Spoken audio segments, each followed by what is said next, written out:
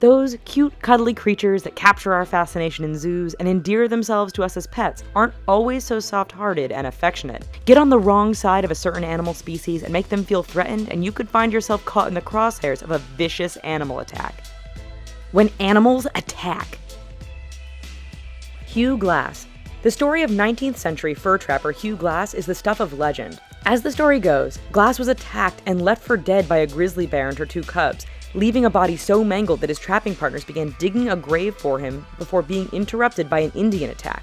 Glass, however, wasn't dead. In fact, he later regained consciousness and began an arduous 6-week, 200-mile journey on a broken leg to the nearest American settlement. Along the way, he supposedly fought off wolves to feast on a dead bison and allowed maggots to eat his dead flesh to prevent gangrene.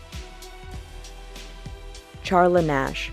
Charla Nash was visiting a friend in February of 2009 when the friend's pet chimpanzee, Travis, viciously attacked what it perceived as a foreign, unfamiliar threat. Nash lost her eyes, nose, lips, and even her hands during the assault, after which Travis was shot dead by local Connecticut police. As a result, the victim was treated with one of the first face transplants executed in the United States and has become a vocal advocate for further enforcement of legislation that would make it harder for people to keep primates as pets.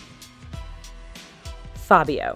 One anticipates a series of twists, turns, and thrills when they strap into a roller coaster ride, but a bird attack isn't exactly the first twist that comes to mind. In 1999, Busch Gardens in Williamsburg, Virginia decided to debut its new Apollo's Chariot roller coaster in style by bringing world-renowned male model Fabio to the park on its maiden ride. The photo op, however, took a rather unexpected turn when a goose that had collided with the front car bounced back and drilled the Italian blonde hunk square in the face. The freak occurrence drew national headlines on account of the sheer sensationalism of a male model getting hit in the face by a goose.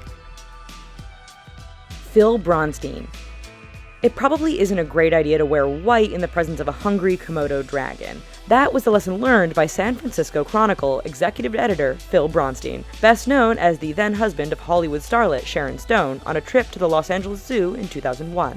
A white tennis shoe-clad Bronstein ventured into the Komodo dragon exhibit and failed to heed zookeeper warnings that the lizards might confuse his footwear with the white rats they were being fed. Sure enough, one dragon clenched down on Bronstein's big toe, requiring him to undergo surgery to reattach the severed tendons. Wes Perkins. Few people enjoy a greater lease on life than Wes Perkins, a 54-year-old Alaskan native and an unlikely survivor of a grizzly bear attack. Perkins and a companion were pursuing the massive beast via snowmobile when it attacked and mauled them, leaving them in critical condition. Perkins was rushed to a Seattle hospital where he endured 26 surgeries and over $1 million in medical expenses. The attack left his face severely mangled and cost him half his tongue, leaving him difficult to understand. More than 4 years after the 2011 attack, though, Perkins says he feels great and is grateful to be alive. Phyllis Johnson. The sad truth of the matter is that 94-year-olds have enough natural causes out there that threaten their lives. Realistically, kangaroos don't rank high on the cause of death list for elderly folks approaching their centennial. More remarkable than the death of a 94-year-old by kangaroo attack is a 94-year-old that can survive a kangaroo attack, as did Australia's Phyllis Johnson. While hanging laundry outside, Johnson had a kangaroo bound into her out of nowhere, knocking her off her feet and kicking her several times. The attack continued until Johnson's son emerged with pepper spray to fend off this aggressive hopper. Roy Horn.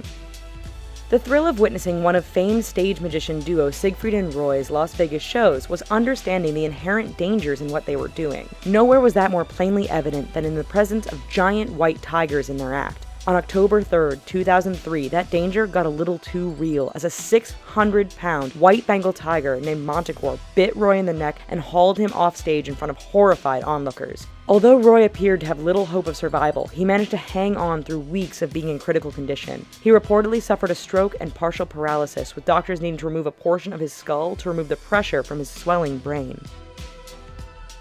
Chase Delwo.